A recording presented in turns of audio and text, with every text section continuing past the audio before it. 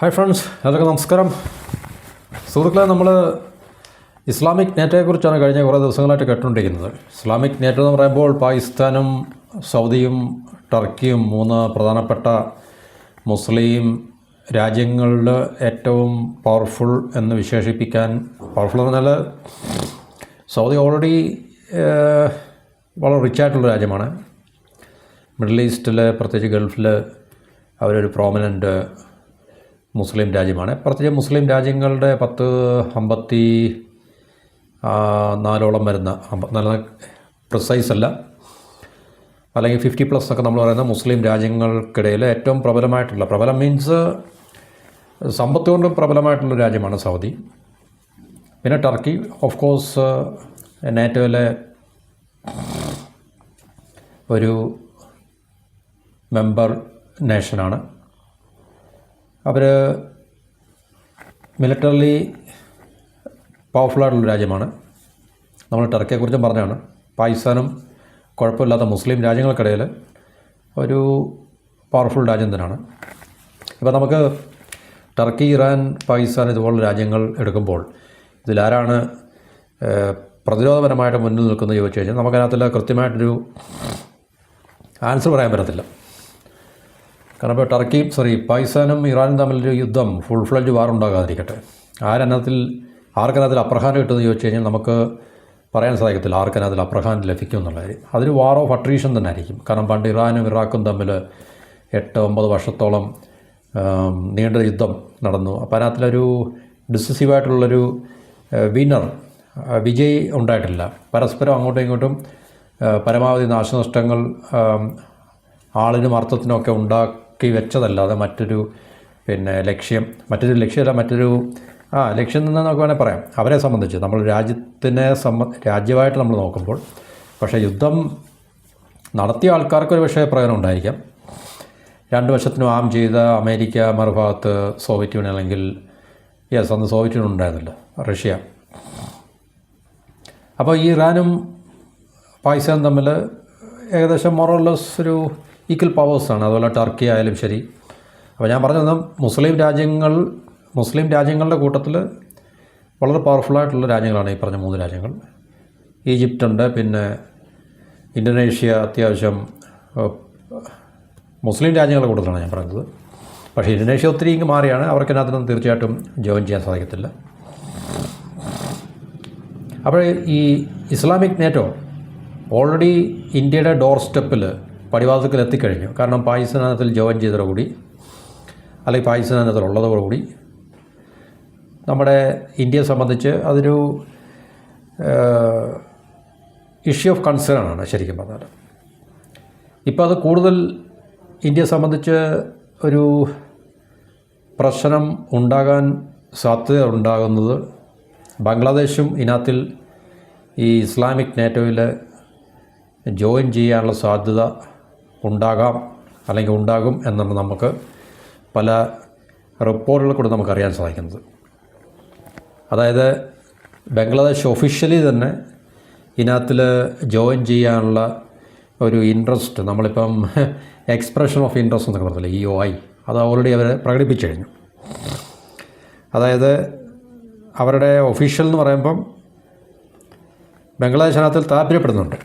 ബംഗ്ലാദേശ് താല്പര്യപ്പെടുന്നതെന്ന് പറഞ്ഞാൽ നമുക്കറിയാം, ഇപ്പം ഷെയ്ഖ് ഹസീനയുടെ അവിടുത്തെ തിരോധാനത്തിന് ശേഷം ഇന്ത്യയും ബംഗ്ലാദേശും തമ്മിലുണ്ടായിട്ടുള്ള പ്രശ്നങ്ങളും ബന്ധം വളരെയധികം വഷളാവുകയും, പിന്നെ പാകിസ്ഥാന് നേരത്തെ ഇല്ലാത്ത ഒരു രീതിയിൽ ബംഗ്ലാദേശിലൊരു ഫുട് ഹോൾഡ് കിട്ടുകയും ഒക്കെ തന്നെ. അതുപോലെ തന്നെ ചൈനയും ബംഗ്ലാദേശ് കൂടുതൽ ഇന്ത്യയെ വെറുപ്പിച്ചുകൊണ്ട്, അല്ലെങ്കിൽ ഇന്ത്യയെ ഡിനേ ചെയ്തുകൊണ്ട് പാകിസ്ഥാനുമായിട്ടും ചൈനയായിട്ടും കൂടുതൽ ബന്ധങ്ങൾ, സ്ട്രാറ്റജിക്കായിട്ടുള്ള, എസ്പെഷ്യലി ഇക്കണോമിക് റിലേഷൻസ് ഒരു സൈഡിലുണ്ട് പാകിസ്ഥാനുമായിട്ടും ചൈനയുമായിട്ടുമുള്ള ഈ സ്ട്രാറ്റജിക് റിലേഷൻസ് വളരെ കൂടുതൽ ശക്തിപ്പെടുത്തുകയാണ്. അത് കോസ്റ്റ് ഓഫ് ഇന്ത്യ നമുക്ക് പറയാൻ പറ്റും. കാരണം ഇന്ത്യയെ വെല്ലുവിളിച്ചുകൊണ്ടാണ്, അല്ലെങ്കിൽ ഇന്ത്യയായിട്ടുള്ള ബന്ധം വഷളാക്കിക്കൊണ്ട് മാത്രമായിരിക്കും അവർക്ക് അത് ചെയ്യാൻ സാധിക്കുന്നതും. അങ്ങനെ തന്നെയാണ് അത് ഇപ്പോൾ സംഭവിച്ചുകൊണ്ടിരിക്കുന്നത്. പക്ഷേ അതിൻ്റെ ദുരിത ഫലങ്ങൾ ഇപ്പോൾ ബംഗ്ലാദേശ് അനുഭവിച്ചുകൊണ്ടിരിക്കുകയാണ്. അപ്പോൾ ബംഗ്ലാദേശ് ഈ സൗദി, പാകിസ്ഥാൻ, ടർക്കി പറഞ്ഞ് ഡിഫൻസ് അലയൻസിൻ്റെ ഒരു ഭാഗമാകുവാനും അതുവഴി ഒരു നമ്മൾ ബംഗ്ലാദേശ് തീർച്ചയായിട്ടും ഇതിനകത്ത് ജോയിൻ ചെയ്യുകയാണെങ്കിൽ സൗത്ത് ഏഷ്യയിലെ ഒരു ഇതുവരെ ഇല്ലാത്ത രീതിയിലുള്ളൊരു സെക്യൂരിറ്റി അറേഞ്ച്മെൻറ്റ് അല്ലെങ്കിൽ അലയൻസ് നമുക്ക് കാണാൻ സാധിക്കും. അപ്പോൾ ബംഗ്ലാദേശിൻ്റെ ഒഫീഷ്യൽ തലത്തിൽ നിന്ന് തന്നെ ഈ പറഞ്ഞ ഒരു തീരുമാനത്തിന് അനുകൂലമായിട്ടുള്ള ചില ഈ അഭിപ്രായ പ്രകടനങ്ങൾ വരികയുണ്ടായി. അതായത് വരികയുണ്ടായെന്ന് പറഞ്ഞു കഴിഞ്ഞാൽ അവരുടെ 2 ജൂനിയർ മിനിസ്റ്റേഴ്സിനാണ് ഇത് ഈ പറഞ്ഞ അഭിപ്രായം, അല്ലെങ്കിൽ ബംഗ്ലാദേശ് ഈ പറഞ്ഞ ഒരു അലയൻസിനോട് ചേരുവാൻ താല്പര്യപ്പെടുന്നെന്ന് ഇഷ്ടമല്ലെങ്കിൽ അവരുടെ താല്പര്യം പ്രകടിപ്പിക്കുന്നതായിട്ട് നമുക്ക് മനസ്സിലാക്കാൻ സാധിക്കുന്നു. അല്ല പത്ര റിപ്പോർട്ടിൻ്റെ അടിസ്ഥാനത്തിലല്ല, പത്ര റിപ്പോർട്ട് എന്ന് പറയുന്ന അല്ലെങ്കിൽ ചില ഊഹാപോഹങ്ങളുടെ അടിസ്ഥാനത്തിലല്ല, അവരുടെ ഒഫീഷ്യലായിട്ടുള്ള അവരുടെ ഗവൺമെൻറ് തലത്തിൽ നിന്ന് തന്നെയുള്ള കാരണം ഇപ്പോൾ നമുക്കറിയാം ഏത് രാജ്യത്തിൻ്റെയും ഭരണത്തിലിരിക്കുന്ന മിനിസ്റ്റേഴ്സ് അല്ലെങ്കിൽ ഇപ്പോൾ അമേരിക്കയിലൊക്കെ തന്നെ അവരെ മിനിസ്റ്റേഴ്സ് അല്ല വിളിക്കുന്നത് സെക്രട്ടറീസാണ്. ഇപ്പോൾ secretary of war, secretary of state, secretary of treasury, secretary of agriculture എന്നൊക്കെ പറഞ്ഞിട്ട് അല്ലേ. അപ്പോൾ അവർ ഏതെങ്കിലും ഒരു തരത്തിൽ അവർ എക്സ്പ്രസ് ചെയ്യുന്ന അല്ലെങ്കിൽ പറയുന്ന കമൻറ്റുകൾ സ്റ്റേറ്റ്മെൻ്റ് എന്നൊക്കെ പറഞ്ഞാൽ അതിനകത്തിൽ ഒഫീഷ്യലായിട്ടുള്ളൊരു എന്താ പറയുന്നത് ഔദ്യോഗികമായിട്ടല്ലെങ്കിൽ ഔദ്യോഗിക തലത്തിൽ നിന്നാണ് നമുക്ക് മനസ്സിലാക്കാൻ സാധിക്കും. ഇപ്പോൾ നമ്മുടെ പ്രധാനമന്ത്രി ഒരു കാര്യം പറയുകയാണ്, അല്ലെങ്കിൽ ഹോം മിനിസ്റ്റർ ഒരു കാര്യം പറയുകയാണ്, അല്ലെങ്കിൽ നമ്മളുടെ ഈവൻ ഏതെങ്കിലും ഉയർന്ന തലത്തിലുള്ള ടോപ്പ് ബ്യൂറോക്രാറ്റ്സ് ഏതെങ്കിലും ഒരു വിഷയത്തെക്കുറിച്ച്, പ്രത്യേകിച്ച് ഇതുപോലെ ക്രിട്ടിക്കലായിട്ടുള്ള ക്രൂഷ്യലായിട്ടുള്ള ഏതെങ്കിലും വിഷയത്തെക്കുറിച്ച് അവരൊരു ഒപ്പീനിയൻ പറയുമ്പോൾ തീർച്ചയായിട്ടും അത് ഗവൺമെൻറ്റിൻ്റെ ഭാഗത്തു നിന്നുള്ളൊരു ഒപ്പീനിയനായിട്ട് മാത്രമേ നമുക്കത് കണക്കാക്കാൻ സാധിക്കത്തുള്ളൂ. ചില ഇൻഡിവിജ്വലായിട്ടുള്ള ചില ആൾക്കാരൊക്കെ ചിലപ്പോൾ ബ്ലണ്ടായിട്ടൊക്കെ എന്തെങ്കിലും പറഞ്ഞിരിക്കും. പക്ഷേ അത് അങ്ങനെയുള്ള സമയത്തൊക്കെ തന്നെ അതായത് ഗവൺമെൻറ്റുകൾ എവിടെയെല്ലാം ഉണ്ടെങ്കിൽ തന്നെ, ഉദാഹരണത്തിന് ഇന്ത്യയും അമേരിക്കയും തമ്മിലുള്ള റിലേഷൻഷിപ്പിൻ്റെ കാര്യത്തിൽ ഇപ്പോൾ ഇന്ത്യയുടെ ഏതെങ്കിലും ഒരു മിനിസ്റ്റർ, ബ്യൂറോക്രാറ്റ്സ് ഒന്നും അങ്ങനെ പറയാൻ പറ്റില്ല, കാരണം അവരുടെ മുകളിൽ തീർച്ചയായിട്ടും കൺട്രോളുണ്ട്. ഏതെങ്കിലും മിനിസ്റ്ററൊക്കെ തന്നെ വിടുവായുത്തരം പറയുകയാണെങ്കിൽ തീർച്ചയായിട്ടും നമ്മളുടെ ഗവൺമെൻറ് അത് മുന്നോട്ട് വന്നിട്ട് നമ്മുടെ ഗവൺമെൻറ്റിൻ്റെ ഒന്നെങ്കിൽ മിനിസ്ട്രി ഓഫ് എക്സ്റ്റേണൽ അഫയേഴ്സിൻ്റെ അല്ലെങ്കിൽ അതുപോലെ ഏതെങ്കിലും സ്പോക്സ്മാനൊക്കെ വന്നിട്ട് ഇത് സോ ആൻഡ് സോ മിനിസ്റ്ററിൻ്റെ ഇൻഡിവിജ്വലായിട്ടുള്ളൊരു കമൻറ്റ് മാത്രമാണ് നമ്മുടെ ഗവൺമെൻറ്റിൻ്റെ ഒഫീഷ്യൽ സ്റ്റാൻഡല്ല എന്നൊക്കെ പറഞ്ഞതിന് ക്ലിയർ ചെയ്യുകയോ ക്ലാരിഫൈ ഒക്കെ ചെയ്യേണ്ടത്. സാധാരണ നമുക്കങ്ങനെ പലയിടത്തും നമുക്ക് കാണാൻ സാധിക്കും. പക്ഷേ ഇവിടെ എന്ന് പറഞ്ഞാൽ അങ്ങനെ ഇതൊരു വിടുവായുത്തരമൊന്നുമില്ല. 2 അവരുടെ ബംഗ്ലാദേശിൻ്റെ ജൂനിയർ മിനിസ്റ്റേഴ്സ് തന്നെ വളരെ കൃത്യമായിട്ട് അവരുടെ ഗവൺമെൻറ്റിൻ്റെ പോളിസി എന്ന രീതിയിൽ തന്നെയാണ്, അല്ലെങ്കിൽ ബംഗ്ലാദേശ് എന്ന് പറയുന്ന രാജ്യത്തിന് ഒഫീഷ്യലായിട്ട് തന്നെ ഇതിന് താല്പര്യമുണ്ട് എന്നുള്ള തലത്തിലാണ് അവർ മുന്നോട്ട് വന്നിട്ട് അവരുടെ ഈ ഒരു പ്രസ്താവന നടത്തിക്കുന്നത്. എന്നുവെച്ചാൽ ബംഗ്ലാദേശ് അവരുടെ നാഷണൽ ഇൻട്രസ്റ്റ് മുൻനിർത്തിക്കൊണ്ടായിരിക്കും അവരുടെ ഫോറിൻ പോളിസി അല്ലെങ്കിൽ ഏതെങ്കിലും തരത്തിലുള്ള തീരുമാനങ്ങൾ എടുക്കുന്നത് എന്നാണ് പറഞ്ഞിരിക്കുന്നത്. അത് ഇന്ത്യയെ സംബന്ധിച്ച് ബംഗ്ലാദേശ് തരത്തിൽ ജോയിൻ ചെയ്യുകയാണെങ്കിൽ ഇന്ത്യക്ക് തീർച്ചയായിട്ടും നമുക്ക് എന്താ പറയുന്നത്, അത് ഒരു കൺസേൺ തന്നെയാണ്. കാരണം പാകിസ്ഥാൻ ഓൾറെഡി സൗദിയും പാകിസ്ഥാനുള്ള നമുക്ക് അത്ര വലിയ വിഷയമുണ്ടല്ലോ. പക്ഷേ ടർക്കിയും കൂടെ അതിനകത്തിലേക്ക് ജോയിൻ ചെയ്തപ്പോഴത്തേക്ക് ഇന്ത്യയെ സംബന്ധിച്ച് അത് മറ്റൊരു എന്താണ് പറയുന്നത് സെനറിയാണ് നമുക്ക് നൽകിയിരിക്കുന്നതല്ലോ. അപ്പോൾ ബംഗ്ലാദേശ് അതിനകത്തിൽ ജോയിൻ ചെയ്യുകയാണെങ്കിൽ തീർച്ചയായിട്ടും അത് ഇന്ത്യക്ക് നമ്മളൊരു എന്താ പറയുക കൂനിന്മേൽ കുരു എന്ന് പറയുന്നൊരു അവസ്ഥയായിരിക്കും. കാരണം അത് നമുക്ക് വളരെ ശ്രദ്ധാപൂർവം എന്താണ് പറയുന്നത്, നമുക്കങ്ങനെ ഒരിക്കലും അതിനെ ഇഗ്നോർ ചെയ്യാൻ പറ്റുന്ന തരത്തിലുള്ള ഒരു ഡെവലപ്മെൻ്റ് ആയിരിക്കത്തില്ല അതെന്നുള്ളതാണ് നമുക്ക് മനസ്സിലാക്കേണ്ടതാണ്. അപ്പോൾ അത് ഇന്ത്യയെ സംബന്ധിച്ച് വലിയൊരു കൺസേണാണ്. പക്ഷേ ഇന്ത്യക്കറിയാം ഇതൊരു പെട്ടെന്നുള്ള മിലിറ്ററി ത്രെട്ടിലേക്കൊന്നും പോകുന്നില്ല. കാരണം ഇന്ത്യയെ തീർച്ചയായിട്ടും എൻസർക്കിൾ ചെയ്യുക എന്നുള്ളൊരു വിഷയമുണ്ട്. കാരണം നമുക്കറിയാം നേരത്തെ തന്നെ നമ്മൾ പറഞ്ഞാണ് ചൈന പാകിസ്ഥാനെയും ബംഗ്ലാദേശിനെയും ഒരുപോലെ തന്നെ മിലിറ്ററിലി സ്ട്രെങ്തൻ ചെയ്യുന്നുണ്ട്, പ്രത്യേകിച്ച് അവരുടെ നേവിയൊക്കെ തന്നെ. പടിഞ്ഞാറ് പാകിസ്ഥാനെയും കിഴക്ക് ബംഗ്ലാദേശിനെയും ഉപയോഗിച്ചുകൊണ്ട് ഇന്ത്യക്ക് ഈ ഇന്ത്യൻ ഓഷ്യനിൽ തലവേദന സൃഷ്ടിക്കുന്ന രീതിയിൽ അല്ലെങ്കിൽ ഭാവിയിൽ തലവേദന സൃഷ്ടിക്കാൻ പറ്റുന്ന രീതിയിൽ ഈ പറഞ്ഞ 2 രാജ്യങ്ങളുടെയും നേവിയൊക്കെ തന്നെ അവരെ എംപവർ ചെയ്തുകൊണ്ടിരിക്കുകയാണ്. കാരണം നമുക്കറിയാം ഇന്ത്യൻ ഓഷ്യനിൽ എപ്പോഴും ഇന്ത്യക്കാണ് ഒരു അപ്പർ ഹാൻഡ് ഉള്ളത്, ചൈനയ്ക്ക് പോലും ഇല്ല. അപ്പോൾ ആ ഒരു അപ്പർ ഹാൻഡിനെ മിനിമൈസ് ചെയ്യാനോ അല്ലെങ്കിൽ ന്യൂട്രലൈസ് ചെയ്യാനൊക്കെ തന്നെ ചൈന വളരെ തന്ത്രപൂർവ്വം ഈ പറഞ്ഞ 2 രാജ്യങ്ങളെയും ഇപ്പോൾ ഉപയോഗിച്ചുകൊണ്ടിരിക്കുകയാണ്. അതിൻ്റെ കൂടെ ഇപ്പോൾ ഇങ്ങനൊരു മിലിറ്ററി അലയൻസിൻ്റെ ഭാഗമായിട്ട് പാകിസ്ഥാനും ബംഗ്ലാദേശും മാറിത്തിരികയാണെങ്കിൽ ഇന്ത്യക്കതൊരു ഇമ്മീഡിയറ്റ് മിലിറ്ററി ത്രെട്ടിനേക്കാളുപരി ഒരു ഗ്രാജുവൽ ഇവിടുത്തെ സൗത്ത് ഏഷ്യയിലെ ഈ സ്ട്രാറ്റജിക്കായിട്ടുള്ള ഒരു ഷിഫ്റ്റ് ഗ്രാജുവലായിട്ട് നമുക്കെതിരെ അല്ലെങ്കിൽ ഒരു ആൻറ്റി ഇന്ത്യ ഒരു സ്ട്രാറ്റജിക് അലയൻസ് അല്ലെങ്കിൽ ഷിഫ്റ്റ് ഉണ്ടാകും എന്നുള്ള കാര്യത്തിൽ നമുക്ക് സംശയമൊന്നുമില്ല. അപ്പോൾ നമ്മൾ ഈ മെക്ക പാക്റ്റ് അല്ലെങ്കിൽ ഈ മെക്ക കരാറിനെ കുറിച്ച് നമ്മൾ പല വീഡിയോകൾ പറഞ്ഞാണ്. ഈ 3 രാജ്യങ്ങൾ തമ്മിലുള്ള കരാറാണ്. അപ്പോൾ അതൊരു കളക്റ്റീവ് ഡിറ്ററൻസ് എന്ന് വെച്ചാൽ ഏതെങ്കിലും നമ്മളെ പല പ്രാവശ്യം അത് ആവർത്തിച്ചതാണ്. ഏതെങ്കിലും രാജ്യത്തിന് ഒരു ആംഡ് അറ്റാക്ക് മറ്റൊരു ഇതിന് പുറത്തുള്ള രാജ്യം ചെയ്യുകയാണെങ്കിൽ ഈ പറഞ്ഞ 3 രാജ്യങ്ങളും അവർക്ക് നേരെയുള്ള ഒരു അറ്റാക്കായിട്ട് കൺസിഡർ ചെയ്യും. അതുകൊണ്ടാണ് അതിനെ ഇസ്ലാമിക് നേറ്റോ എന്നൊക്കെ വിശേഷിപ്പിക്കുന്നത്. എന്ന് വെച്ചാൽ നേറ്റോ രാജ്യങ്ങളിൽ അവരുടെ നിയമാവലിക്കകത്തിൽ ആർട്ടിക്കിൾ 5 ആണെന്ന് തോന്നുന്നു. 5 അനുസരിച്ചിട്ട് ഏതെങ്കിലും രാജ്യത്തിനെതിരെ പുറത്തുനിന്നുള്ള, പ്രത്യേകിച്ച് നമുക്കറിയാം നേറ്റോ ഉണ്ടാക്കിയത് പണ്ട് സോവിയറ്റ് യൂണിയൻ കോൾഡ് വാർ സമയത്ത് സോവിയറ്റ് യൂണിയൻ്റെ നേതൃത്വത്തിലുള്ള ഈസ്റ്റ് കമ്മ്യൂണിസ്റ്റ് രാജ്യങ്ങളിൽ ഉണ്ടാകും എന്ന് പറയപ്പെടുന്ന ആക്രമണങ്ങളെ വെസ്റ്റേൺ യൂറോപ്പിന് അമേരിക്കയുടെ നേതൃത്വത്തിൽ നേരിടാൻ വേണ്ടി അല്ലെങ്കിൽ പ്രതിരോധിക്കാൻ വേണ്ടി എന്നുള്ള ഒരു രീതിയിലായിരുന്നു. പക്ഷേ അതല്ലായിരുന്നു അതിൻ്റെ ശരിക്കുള്ള ഉദ്ദേശം.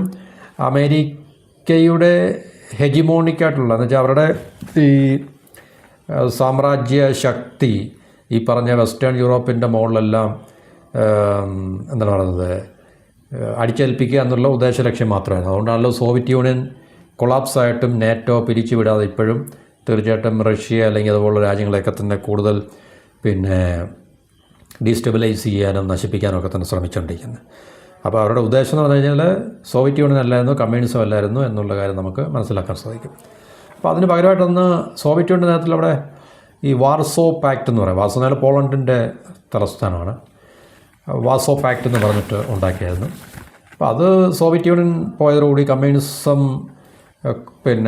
കൊളാപ്സ് ആയതോടുകൂടി വാർസോ പാക്റ്റ് അത് തീർന്നു. വാർസോ പാക്റ്റ് എന്നാൽ ഈ പറഞ്ഞ സോവിയറ്റ് യൂണിയനും ഈ കിഴക്കൻ യൂറോപ്പിലുള്ള പോളണ്ട്, ചെക്കോസ്ലോവാക്യ, യൂഗോസ്ലോവിയ, ബൾഗേറിയ, അങ്ങനെയുള്ള രാജ്യങ്ങളൊക്കെ തന്നെ ഒരുമിച്ച് നിന്ന് വെച്ചാൽ ഈ സോവിയറ്റ് യൂണിയൻ്റെ ഓർബിറ്റിലുണ്ടായിരുന്ന രാജ്യങ്ങളൊക്കെ കൂടി ചേർന്നിട്ട് ഈ നേറ്റോയ്ക്ക് പകരമായിട്ട് അല്ലെങ്കിൽ നേറ്റോയെ പോലെ തന്നെ ഉണ്ടാക്കിയൊരു ഇതാണ് വാർസോ പാക്റ്റ് എന്ന് പറഞ്ഞു കഴിഞ്ഞാൽ. പക്ഷേ സോവിയറ്റ് യൂണിയൻ്റെ അധപ്പതനത്തിന് ശേഷവും നേറ്റോ കണ്ടിന്യൂ ചെയ്തു. അങ്ങനെ അവർ തീർച്ചയായിട്ടും റഷ്യയൊക്കെ ഡിസീവ് ചെയ്യാന്ന്, ചതിക്കുകയെന്ന് തീർച്ചയായിട്ടും. അപ്പോൾ അതവരുത് നമുക്കറിയാം. അവരുടെ നേറ്റോ ആണ് ഗൾഫ് വാറിൽ ഇപ്പം ഇറാഖിനെതിരെ ഒക്കെ തന്നെ യുദ്ധം ചെയ്തുകൊണ്ടിരുന്നതും. പടിഞ്ഞാറൻ രാജ്യങ്ങൾ ഇപ്പം അമേരിക്ക, ഫ്രാൻസ്, ബ്രിട്ടൻ, ജർമ്മനി മുതലായിട്ടുള്ള പ്രധാനപ്പെട്ട പവർഫുള്ളായിട്ടുള്ള രാജ്യങ്ങൾ എല്ലാം തന്നെ അവരുടെ പടിഞ്ഞാറൻകാരുടെ സാമ്രാജ്യത്തിനെ ഊട്ടിയുറപ്പിക്കാൻ വേണ്ടി നിലനിർത്തിക്കുന്ന മിലിറ്ററി സ്ട്രക്ചറാണ് ശരിക്കും പറഞ്ഞത്. അതിപ്പോഴും ഡിസോൾവ് ചെയ്യപ്പെട്ടില്ല, ഇപ്പോഴും വളരെ ശക്തിയായിട്ട് തന്നെ നിലനിൽക്കുന്നുണ്ട്. അവരാണല്ലോ ഇപ്പം യുക്രൈന് കൂടുതൽ സഹായങ്ങൾ റഷ്യക്കെതിരെ നൽകുകയും ആയുധങ്ങൾ നൽകുകയും ഒക്കെ തന്നെ ചെയ്തത് നേറ്റോ സഖ്യത്തിലുള്ള രാജ്യങ്ങളാണ് ശരിക്കും, ടർക്കി ഉൾപ്പെടെ. അപ്പോൾ ബംഗ്ലാദേശ് ഈ പറഞ്ഞ അതുകൊണ്ടാണ് ഇതിനെ ഇസ്ലാമിക് നേറ്റോ എന്ന് പറയപ്പെടുന്നതെന്നാണ് പറയുന്നത്. ആക്ച്വലി ഇത് 3 രാജ്യങ്ങളേ ഉള്ളൂ. അവർ ഇപ്പം നേറ്റോയുടെ കൂട്ട് വളരെ ശക്തമായിട്ടുള്ള മിലിറ്ററി സ്ട്രക്ചറോ അല്ലെങ്കിൽ കമാൻഡ് കൺട്രോൾ ഓപ്പറേഷൻസോ അങ്ങനെയൊന്നും ആയിട്ടില്ല. ഇതൊരു ബിഗിനിങ് സ്റ്റേജിലാണ്. പക്ഷേ ഇത് എത്രത്തോളം മുന്നോട്ട് പോകും നമുക്കറിയത്തില്ല. മിഡിൽ ഈസ്റ്റിലായതുകൊണ്ട് ഇസ്രായേൽ അപ്പുറത്തുണ്ട്. കാരണം ഏത് രീതിയിലും ഇസ്രായേലിന് ഇത് പൊളിക്കാൻ പറ്റും അല്ലെങ്കിൽ പൊളിക്കാനുള്ള സാധ്യതയുണ്ട് എന്നുള്ള കാര്യം നമ്മൾ മനസ്സിലാക്കുക. അതുകൊണ്ട് തീർച്ചയായിട്ടും ഇതിൻ്റെ ഒരു ലൈഫ് ടൈം അല്ലെങ്കിൽ അതിൻ്റെ ഒരു ജീവിത ദൈർഘ്യം എത്ര ഉണ്ടെന്ന് നമുക്ക് പറയാൻ സാധിക്കത്തില്ല. പാകിസ്ഥാനുണ്ട്. ഇന്ത്യക്ക് പാകിസ്ഥാനെതിരെ നമുക്കറിയാം ഇന്ത്യയും ഇസ്രായേലും ഓവർട്ടും കോവർട്ടുള്ള ഓപ്പറേഷൻസ് അവർക്ക് ഉള്ളിൽ നടത്തി. പാകിസ്ഥാനെ തീർച്ചയായിട്ടും അവരുടെ ഈ പറഞ്ഞ അലയൻസിന് വേണ്ടി അവരുടെ റിസോഴ്സ് പങ്കുവെക്കുവാൻ കഴിയാത്തൊരവസ്ഥയിൽ പാകിസ്ഥാനെ കൊണ്ട് എത്തിക്കാൻ കഴിയും എന്നുള്ള കാര്യവും നമുക്ക് സംശയമൊന്നുമില്ല. അതുപോലെ ടർക്കി, ഇസ്രായേൽ ഏകദേശം ഒരു കോൺഫ്രണ്ടേഷൻ്റെ വക്കിലോളം വന്നിട്ടുണ്ട്.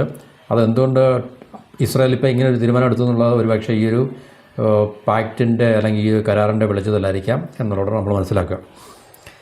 അപ്പം ബംഗ്ലാദേശ് തീർച്ചയായിട്ടും ഇതിനകത്ത് ജോയിൻ ചെയ്യുകയാണെങ്കിൽ ഇപ്പോൾ ഈ ബംഗ്ലാദേശിൻ്റെ ഒഫീഷ്യൽ നമ്മൾ പറഞ്ഞു.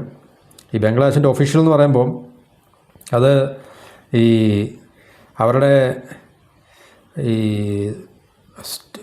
പുതിയതായിട്ട് അപ്പോയിൻ്റ് ചെയ്യപ്പെട്ടവരുടെ ഒരു state minister for foreign affairs ഉണ്ട്. സ്റ്റേറ്റ് മിനിസ്റ്റർ പറഞ്ഞാൽ ജൂനിയർ മിനിസ്റ്ററാണ്, ഹുമയൂൺ കോബീർ. അപ്പം മിനിസ്റ്റീരിയൽ തലത്തിൽ നിന്നാണ് അങ്ങനെ ഒരു സ്റ്റേറ്റ്മെൻറ്റ് ബംഗ്ലാദേശിൻ്റെ ഭാഗത്ത് നിന്ന് വന്നിരിക്കുന്നത്. അതായത് ഒരു ഇക്കണോമിക് അല്ലെങ്കിൽ defence framework Saudi Arabia, Pakistan, Turkey മുതലായിട്ടുള്ള രാജ്യങ്ങൾ ഉൾപ്പെടുന്ന ഈ ഇക്കണോമിക് അല്ലെങ്കിൽ സാമ്പത്തിക അല്ലെങ്കിൽ ഡിഫൻസ് സൈനികപരമായിട്ടുള്ളൊരു ഫ്രെയിംവർക്കിലേക്ക് ജോയിൻ ചെയ്യാൻ ബംഗ്ലാദേശിന് അങ്ങനെ പ്രത്യേകിച്ച് താല്പര്യക്കുറവൊന്നുമില്ല. ഒരു പോസിറ്റീവ് അപ്രോച്ചാണ് ബംഗ്ലാദേശിനുള്ളത്. അത് ബംഗ്ലാദേശിൻ്റെ രാജ്യ താല്പര്യങ്ങളെ മുൻനിർത്തിക്കൊണ്ട് തന്നെ ആയിരിക്കും. അതുപോലെ തന്നെ ഗ്ലോബൽ എക്കോണമിയിലും ട്രേഡിലും അതുപോലെ തന്നെ ജിയോ പൊളിറ്റിക്സിലും ഒക്കെ മറിഞ്ഞുകൊണ്ടിരിക്കുന്ന ഡൈനാമിക്സ് അല്ലെങ്കിൽ ഡൈനാമിസംസ് ഒക്കെ തന്നെ കണക്കിലെടുത്തുകൊണ്ടാണ്. പ്രത്യേകിച്ച് ബംഗ്ലാദേശിനെ സംബന്ധിച്ച് അങ്ങനെ വേറെ വലിയ ജിയോ പൊളിറ്റിക്കലായിട്ടുള്ള വിഷയങ്ങളൊന്നുമില്ല. ജിയോ പൊളിറ്റിക്കൽ മീൻസ് ഇപ്പോൾ അടുത്ത് ഉള്ള ഇന്ത്യ നമുക്കറിയാം ബംഗ്ലാദേശിനെ അധികം കൂടുതൽ പ്രശ്നം ഉള്ള രാജ്യമല്ല. കാരണം പരമാവധി നമ്മൾ എന്തെല്ലാം സഹായങ്ങൾ ചെയ്തു കൊടുക്കാൻ കഴിയുമോ അതെല്ലാം നേരത്തെയും ഇപ്പോഴും ഒക്കെ തന്നെ ഇപ്പോഴും ആൻറ്റി ഇന്ത്യ സ്റ്റാൻഡ് എടുക്കുമ്പോഴും ഇന്ത്യ പല രീതിയിലുള്ള സഹായങ്ങളും ചെയ്തു കൊടുക്കുന്ന ഒരു രാജ്യമാണ്. അപ്പോൾ തീർച്ചയായിട്ടും ബംഗ്ലാദേശിനെ സംബന്ധിച്ച് ഇന്ത്യ ഒരു വിഷയമല്ല.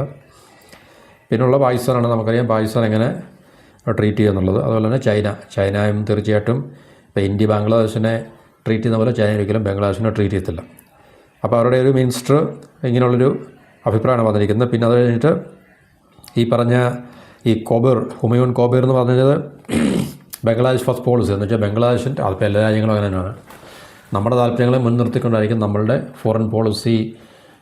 പിന്നെ ഫോറിൻ പോളിസി എന്ന് പറഞ്ഞാൽ എപ്പോഴും ഇക്കണോമിക് ഫീൽഡിലും അതുപോലെ തന്നെ ഡിഫൻസ് ഫീൽഡിലാണ് ഫോറിൻ പോളിസി ഏറ്റവും കൂടുതൽ പിന്നെ എന്താണ് പറയുന്നത് രാജ്യങ്ങൾ പ്രാധാന്യം കൊടുക്കുന്നതാണല്ലേ. അപ്പോൾ അത് ബംഗ്ലാദേശ് ഫസ്റ്റ് പോളിസി ആയിരിക്കും. അത് അവരുടെ രാജ്യത്തിൻ്റെ താല്പര്യങ്ങളെ മുൻനിർത്തിക്കൊണ്ട് മാത്രമായിരിക്കും ഈ പറഞ്ഞ ഇതുപോലുള്ള തീരുമാനങ്ങൾ എടുക്കുന്നത്.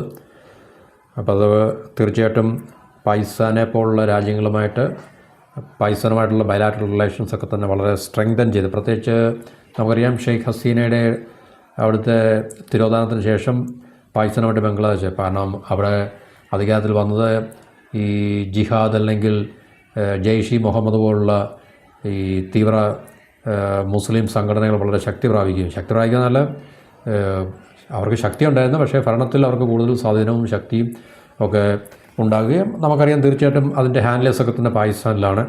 അതുകൊണ്ട് പാകിസ്ഥാനോട്ട് കൂടുതൽ ബന്ധങ്ങൾ ബംഗ്ലാദേശിന് ഈ പറഞ്ഞൊരു തരത്തിൽ ശക്തിപ്പെട്ടുകൊണ്ട് വരുന്ന ഇങ്ങനൊരു സാഹചര്യത്തിലാണ് തീർച്ചയായിട്ടും. അപ്പോൾ അതുകൊണ്ട് ഈ പറഞ്ഞ ഈ നോർമൽ ഡിപ്ലോമാറ്റിക് എൻഗേജ്മെൻറ്റ് പാകിസ്ഥാനായിട്ടുള്ളത്, അവരുമായിട്ടുള്ള trade, people to people contact ഇതൊക്കെ വർദ്ധിച്ചു വരുന്ന ഒരു സാഹചര്യമാണ് ഇപ്പോൾ നമുക്ക് കാണാൻ സാധിക്കുന്നത്. അത് ഇന്ത്യയെ സംബന്ധിച്ച് കൂടുതൽ തലവേദന സൃഷ്ടിക്കുന്നതാണ്.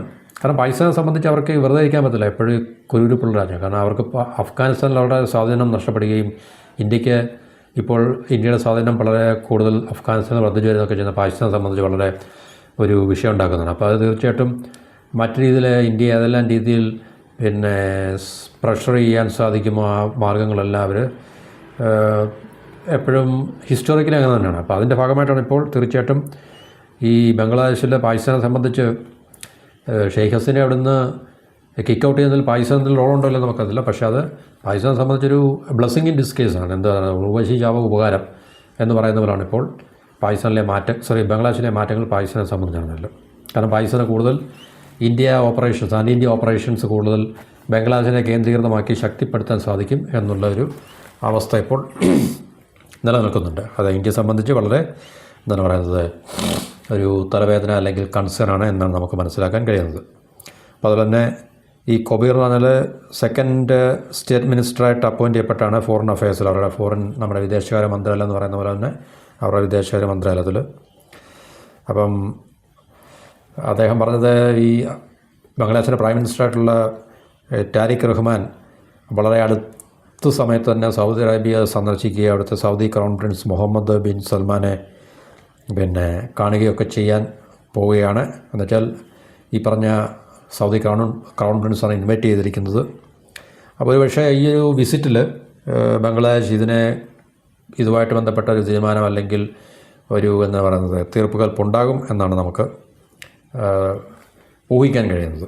കാരണം ഇതിനകത്തിൽ ഞാൻ പറഞ്ഞ 3 രാജ്യങ്ങളും, അതായത് സൗദി, ടർക്കി, പാകിസ്ഥാൻ, ഈ 3 രാജ്യങ്ങൾക്കും 3 വ്യത്യസ്തമായിട്ടുള്ള ലക്ഷ്യങ്ങളാണ്. അതിൽ സൗദിയേ ഉള്ളൂ ഇക്കണോമിക്കൽ റിച്ചാണ്. പക്ഷേ ടർക്കിയും പാകിസ്ഥാനും നോക്കിയാൽ മിലിറ്ററിലി അവർ വളരെ പവർഫുള്ളാണ്. ടർക്കി മിലിറ്ററി മാനുഫാക്ചറിങ്ങിലൊക്കെ തന്നെ മുൻപിൽ നിൽക്കുന്ന രാജ്യമാണ്. അഡ്വാൻസ് ടെക്നോളജി ഉണ്ട്.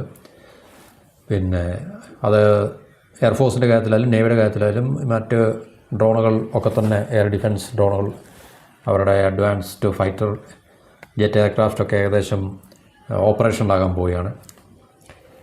അപ്പം ടർക്കിയെ സംബന്ധിച്ച് കൂടുതൽ മുസ്ലിം രാജ്യങ്ങളെ ഇതിനകത്തിൽ ജോയിൻ ചെയ്യിപ്പിക്കുന്നത് അവരുടെ ആയുധങ്ങൾ വിറ്റഴിക്കുക എന്നുള്ള ഒരു ഉദ്ദേശം. പാകിസ്ഥാനെ സംബന്ധിച്ച് അവർക്ക് തീർച്ചയായിട്ടും അവരുടേതായിട്ടുള്ള ജിയോ പൊളിറ്റിക്കൽ അംബീഷൻസ് ഉണ്ട്. പാകിസ്ഥാൻ അവർക്ക് അത്യാവശ്യം, സൗദി പോലുള്ള രാജ്യത്തുമായിട്ട് ഏറ്റവും കൂടുതൽ അടുത്ത് നിൽക്കുക എന്നുള്ള പാകിസ്ഥാൻ വളരെ അത്യാവശ്യമാണ്. അപ്പോൾ അതുകൊണ്ട് ഈ 3 രാജ്യങ്ങൾക്കും വ്യത്യസ്തമായിട്ടുള്ള ഐഡിയാസാണ് ഈ പറഞ്ഞൊരു. അപ്പോൾ ഈ ടർക്കിക്കും പാകിസ്ഥാനുമാണ് ഇതിലൊക്കെ ഏറ്റവും കൂടുതൽ മുസ്ലിം രാജ്യങ്ങളെ ജോയിൻ ചെയ്യിപ്പിക്കുക എന്നുള്ളതായിരിക്കും പറഞ്ഞത്. ഇപ്പോൾ മറ്റൊരു സ്റ്റേറ്റ് മിനിസ്റ്റർ അവരുടെ ഫോറിൻ അഫയേഴ്സിൻ്റെ ഷമ ഒബൈദ് ഇസ്ലാം മറ്റൊരു മീഡിയ ഇൻട്രാക്ഷനിൽ പറഞ്ഞിരിക്കുന്നതിൽ അത് ഈ പറഞ്ഞ ആദ്യത്തെ കോബീറിൻ്റെ സ്റ്റേറ്റ്മെൻറ്റിനോട് ഏകദേശം തന്നെ അതിനെ കോംപ്ലിമെൻ്റ് ചെയ്യുന്നതാണ് ശരിക്കും പറഞ്ഞാൽ. അതായത് ബംഗ്ലാദേശിൻ്റെ നാഷണൽ ഇൻട്രസ്റ്റും ബംഗ്ലാദേശിലെ ജനങ്ങളുടെ താല്പര്യങ്ങളൊക്കെ തന്നെ ആയിരിക്കും ഈ പറഞ്ഞൊരു ഇതുപോലുള്ള കരാറിൽ ജോയിൻ ചെയ്യുന്ന സമയത്ത് ബംഗ്ലാദേശ് മുൻഗണന കൊടുക്കുന്നത് എന്നൊക്കെ തന്നെയാണ് പറയുന്നത്. അതൊക്കെ ഓക്കെയാണ്, എല്ലാവരും അങ്ങനെയൊക്കെ തന്നെ പറയുന്നതാണ്. അപ്പോൾ അതുകൊണ്ട് തീർച്ചയായിട്ടും ബംഗ്ലാദേശിൻ്റെ ഒഫീഷ്യലായിട്ടുള്ള തലത്തിൽ നിന്നാണ് നമുക്ക് ഈ പറഞ്ഞ സ്റ്റേറ്റ്മെൻറ്റ്സ് അല്ലെങ്കിൽ അവർ ഈ കരാറിനകത്തിൽ അല്ലെങ്കിൽ മെക്ക കരാറിനകത്തിൽ ജോയിൻ ചെയ്യാൻ സാധ്യതയുണ്ടെന്ന് നമുക്കറിയാൻ സാധിക്കുന്നു. അതുപോലെ തന്നെ ഈ പറഞ്ഞ 2 ജൂനിയർ മിനിസ്റ്റേഴ്സ് അവരുടെ കമൻറ്റുകൾ പറഞ്ഞിരിക്കുന്നത് അവരുടെ ഫിനാൻസ് ആൻഡ് പ്ലാനിംഗ് അഡ്വൈസർ ഒരു പ്രൊഫസർ റഷീദ് അൽ മഹ്മൂദ് ടിറ്റുമീർ എന്ന് പറയുന്ന അവരുടെ ഒരു ബ്യൂറോക്രാറ്റ് ആയിരിക്കും. അതുകൊണ്ടാണല്ലോ ഫിനാൻസ് ആൻഡ് പ്ലാനിംഗ് അഡ്വൈസർ എന്ന് പറയുന്നത്. അപ്പോൾ അദ്ദേഹവും ഈ പറഞ്ഞ ബംഗ്ലാദേശിൻ്റെ ഫോറിൻ പോളിസിയെക്കുറിച്ച് ഇങ്ങനൊരു ത്തെക്കുറിച്ചാണ് പറഞ്ഞിരിക്കുന്നത്. അപ്പോൾ ഇതെല്ലാം വിരൽ ചൂണ്ടുന്ന ഒരു പക്ഷേ ബംഗ്ലാദേശ് ഈ ഒരു ത്രികക്ഷി സഖ്യത്തിൽ ചേരുവാനുള്ള സാധ്യതയുണ്ട്, അല്ലെങ്കിൽ അതിന് താല്പര്യം പ്രകടിപ്പിക്കുന്നെന്ന് ആണ് നമുക്ക് മനസ്സിലാക്കാൻ സാധിക്കുന്നത്. അപ്പോൾ അതുകൊണ്ട് ഇന്ത്യയെ സംബന്ധിച്ച് ഒരു കൺസേണാണിത്. കാരണം നമുക്കങ്ങനെ ഇതിനെ നിസ്സാരവൽക്കരിക്കാനോ ലളിതവൽക്കരിക്കാനോ സാധിക്കത്തില്ല. കാരണം നമുക്കറിയാം ഇതുപോലുള്ള ഏത് ജിയോ പൊളിറ്റിക്കൽ ഡെവലപ്മെൻറ്റ്സും ഈവൻസും ഒക്കെ തന്നെ എല്ലാ രാജ്യങ്ങളെ സംബന്ധിച്ചും വളരെ ഇമ്പോർട്ടൻ്റ് ആണ്. അപ്പോൾ ഇവിടെ ഓൾറെഡി പാകിസ്ഥാനും ടർക്കിയും സൗദിയും കൂടെ അലയൻസ് ആയതും ഇനി ഇതിനകത്തിൽ ബംഗ്ലാദേശ് ഒരു പാർട്ട്നറോടാകാൻ പോവുകയാണെങ്കിൽ തീർച്ചയായിട്ടും ഇന്ത്യയെ സംബന്ധിച്ച് കൂടുതൽ ഇപ്പോൾ നമുക്ക് ഉണ്ടാകേണ്ട ആ ഒരു കോഷൻ അല്ലെങ്കിൽ ഒരു എന്താണ് പറയുന്നത്, നമുക്കൊരു ശ്രദ്ധ അല്ലെങ്കിൽ കൂടുതലൊരു പ്രിപ്പറേഷൻ അല്ലെങ്കിൽ നമുക്കും തീർച്ചയായിട്ടും വളരെ പവർഫുള്ളായിട്ടുള്ള റിലയബിളായിട്ടുള്ള അലയൻസും അല്ലെങ്കിൽ ഇതുപോലുള്ള സെക്യൂരിറ്റി ആർക്കിടെക്ചറും ഒക്കെ തന്നെ വളരെ ശക്തിപ്പെടുത്തേണ്ടിയിരിക്കുന്നു. കാരണം എന്തായാലും നമ്മുടെ ഇമ്മീഡിയറ്റ് നെയ്ബർഹുഡിൽ നമുക്ക് പറ്റത്തില്ല. കാരണം പാകിസ്ഥാനില്ല, ബംഗ്ലാദേശില്ല, നേപ്പാളില്ല, ഭൂട്ടാനില്ല, ശ്രീലങ്കയില്ല, ചൈനയില്ല. അപ്പോൾ നമുക്ക് തീർച്ചയായിട്ടും ഇച്ചിരി അല്പം കൂടെ അങ്ങോട്ട് മാറി ഇപ്പോൾ UAE, ഇസ്രായേൽ, ഈ പറഞ്ഞ ടർക്കിയുടെ സ്ഥലത്ത് നമ്മൾ പോവുകയാണ്, സൈപ്രസ്, ആർമീനിയ, പിന്നെ ഗ്രീസ്, പിന്നെ മിഡിൽ ഈസ്റ്റിൽ മറ്റേതെങ്കിലും നമുക്ക് ഇപ്പോൾ ഈജിപ്റ്റ് പോലുള്ള രാജ്യങ്ങൾ, അല്ലെങ്കിൽ ഈ എന്താണ് പറയുന്നത് ഇസ്രായേലുമായിട്ട് നമുക്ക് കൂടുതൽ ആഭിമുഖ്യം ഉള്ള മറ്റേതെങ്കിലും രാജ്യങ്ങളും. അപ്പോൾ ഈ പറഞ്ഞ രാജ്യങ്ങളെല്ലാം കൂടെ വളരെ ശക്തമായിട്ടുള്ളൊരു കോംബോ അല്ലെങ്കിൽ ഒരു അലയൻസ് ഉണ്ടാക്കുക എന്നുള്ള ഇന്ത്യയെ സംബന്ധിച്ചും ഓൾറെഡി ഇന്ത്യയും ഇസ്രായേലും UAEയും സൈപ്രസും ഗ്രീസും അർമീനിയയും ഉണ്ട്, ഇല്ലെന്ന് പറയാൻ പറ്റത്തില്ല. പക്ഷേ അതിനെ കൂടുതൽ ഫോർമലൈസ് ചെയ്യുന്ന രീതിയിലുള്ളൊരു സഖ്യത്തിലേക്ക് നമുക്ക് വരേണ്ടിയിരിക്കുന്നു. അപ്പോൾ അത് ഈ ബംഗ്ലാദേശ് ഇങ്ങനെ ബിഹേവ് ചെയ്യുന്നത് പാകിസ്ഥാന് കൂടുതൽ ഡിപ്ലോമാറ്റിക്കും സ്ട്രാറ്റജിക് ഇൻഫ്ലുവൻസും ഒക്കെ തന്നെ സൗത്ത് ഏഷ്യയിൽ ഇന്ത്യക്കെതിരെ കൂടുതൽ ഉപയോഗിക്കാൻ പരുവത്തിൽ പാകിസ്ഥാനെ ആക്കി തീർത്തിട്ടുണ്ട്. ഇപ്പോൾ ഇന്ത്യ പടിഞ്ഞാറ് പാകിസ്ഥാനും കിഴക്ക് ബംഗ്ലാദേശും ഇപ്പോൾ നമുക്ക് 2 എനിമി എന്നുള്ള രീതിയിൽ നമുക്കിപ്പോൾ നേരിടേണ്ട അവസ്ഥയാണ് നമുക്ക്. അപ്പോൾ അത് തീർച്ചയായിട്ടും ചൈനയുടെ ഹെൽപ്പോടുകൂടി ഞാൻ പറഞ്ഞ നേരത്തെ ഇവരെ വളരെ മാസീവായിട്ടുള്ള സഹായങ്ങൾ ചൈനയും നൽകുന്നുണ്ട്. അപ്പോൾ ഇന്ത്യയെ സംബന്ധിച്ച് കൂടുതൽ നമുക്ക് ഡബിൾ ഡൗൺ ചെയ്യേണ്ട ഒരു ആവശ്യമുണ്ട് എല്ലാ രീതിയിലും. നമ്മുടെ ഇക്കണോമിക് ഗ്രോത്തും അതുപോലെ നമ്മുടെ മിലിറ്ററി ഡിഫൻസ് സ്ട്രെങ്തനിങ് ഒക്കെ തന്നെ വളരെ ശക്തമായിട്ട് നമുക്ക് ഉണ്ടാക്കിയെടുക്കുക എന്നുള്ളൊരു ആവശ്യം ഈ ഒരു കാലഘട്ടത്തിൻ്റെ പ്രത്യേകതയാണ്. അതുകൊണ്ട് തീർച്ചയായിട്ടും ബംഗ്ലാദേശിനകത്തിൽ ചേരുക എന്നുള്ളത് ഈ ഇന്ത്യയെ സംബന്ധിച്ച് വളരെ ശ്രദ്ധാപൂർവം കൈകാര്യം ചെയ്യേണ്ട ഒരു കാര്യമാണ്. ഇപ്പം ഈ പാക്റ്റ് അല്ലെങ്കിൽ ഈ ഒരു എഗ്രിമെൻറ്റ് എന്താണ് പറയുന്നത്, ഒരു കരാർ നിലവിൽ വന്നിട്ടുണ്ടെങ്കിലും ഇത് നമ്മൾ പറഞ്ഞ് ഇതിനകത്തിലെ കൃത്യമായിട്ടുള്ളൊരു എന്താണ് അവർ ഉദ്ദേശിക്കുന്നത്, ഈ ഒരു കരാർ കൊണ്ട് എന്താണ് അവർ ഉദ്ദേശിക്കുന്നത് എന്നുള്ളത് നമുക്ക് കൃത്യമായി അറിയില്ല. അപ്പോൾ ഇപ്പോൾ ഫലത്തിൽ ഇത് ഈ നാറ്റോയെ പോലെ ഒരു ഇൻ്റഗ്രേറ്റഡ് കമാൻഡ് സ്ട്രക്ചറൊന്നുമില്ല, പിന്നെ സ്റ്റാൻഡിങ് ഫോഴ്സസ് ഇല്ല. കാരണം എന്തെങ്കിലും പ്രശ്നം, ഇപ്പോൾ നമ്മൾ പറഞ്ഞു സൗദി ഹൂത്തികളുടെ ആക്രമണങ്ങൾ, ഇറാനിയൻ അറ്റാക്കുകളൊക്കെ നേരിട്ടപ്പോൾ ഇവരിടപെട്ടില്ല. അതുപോലെ തന്നെ പാകിസ്ഥാനിൽ ഈ പാകിസ്ഥാൻ പ്രശ്നം, ഇപ്പോൾ ടർക്കി ഇസ്രായേൽ പ്രശ്നങ്ങൾ. അപ്പോൾ ഇത് ഒരു യൂണിഫൈഡ് അല്ലെങ്കിൽ ഇൻ്റഗ്രേറ്റഡ് കമാൻഡ് സ്ട്രക്ചറായിട്ടുള്ള പിന്നെ ട്രൂപ്സിൻ്റെ അല്ലെങ്കിൽ ഫോഴ്സിനെ അവർ സ്വരൂപിച്ചിട്ടൊരു കളക്റ്റീവായിട്ടുള്ള ഫോഴ്സില്ല. അതിൽ തന്നെ ഒരു clearly defined military response mechanism ഒന്നുമില്ല. അപ്പോൾ ഇതെന്ന് പറഞ്ഞാൽ തുടക്കം എന്നുള്ള രീതിയിൽ മാത്രം അനലിസ്റ്റ് ഇതിനെ കാണുന്നുള്ളൂ. ഒരു ഇമർജിങ് സ്ട്രാറ്റജിക് ഫ്രെയിംവർക്ക്, ഭാവിയിൽ ഒരു പക്ഷേ ഇതിനേക്കാൾ കൂടുതൽ ശക്തമായിട്ടുള്ള ഒരു സെക്യൂരിറ്റി ആർക്കിടെക്ചർ അല്ലെങ്കിൽ സെക്യൂരിറ്റി സ്ട്രക്ചർ ഈ പറഞ്ഞ കൂടുതൽ രാജ്യങ്ങളെ ഇതിനകത്തിലേക്ക് ജോയിൻ ചെയ്യിപ്പിച്ച് ഒരു പക്ഷേ ആയിത്തീരാം. പക്ഷേ നമുക്കറിയത്തില്ല ഇത് ഇസ്രായേൽ പോലുള്ള രാജ്യങ്ങൾ ഇതിനെ എങ്ങനെ ടോളറേറ്റ് ചെയ്യും അല്ലെങ്കിൽ ഇതിനെ ഫോർഗീവ് ചെയ്യും എന്ന് നമുക്ക് അറിയില്ല, കാത്തിരുന്ന് കാണേണ്ട ഒരു വിഷയമാണ്. പക്ഷേ തൽക്കാലം നമുക്ക് ഈ ഒരു ടോപ്പിക്കിൽ പറയാനുള്ളത്, ബംഗ്ലാദേശ് ഒഫീഷ്യലായിട്ട് അവരുടെ 2 ജൂനിയർ സ്റ്റേറ്റ് മിനിസ്റ്റേഴ്സ് ഈ കരാറിനകത്തിൽ ടർക്കിക്കും സൗദിക്കും പാകിസ്ഥാനും ഒപ്പം ചേരുവാൻ താല്പര്യം പ്രകടിപ്പിച്ചിട്ടുണ്ട് എന്നാണ് നമുക്ക് മനസ്സിലാക്കുന്നത്. അത് ഇന്ത്യക്ക് തീർച്ചയായിട്ടും ഒരു തലവേദന സൃഷ്ടിക്കുന്ന കാര്യം തന്നെയാണ് എന്ന് പറഞ്ഞുകൊണ്ട് ടോപ്പിക്കോട് അവസാനിപ്പിക്കുന്നു. മറ്റു ടോപ്പിക്കുകൾ വീണ്ടും കാണാം. എല്ലാവർക്കും നന്ദി, നമസ്കാരം, and have A wonderful day.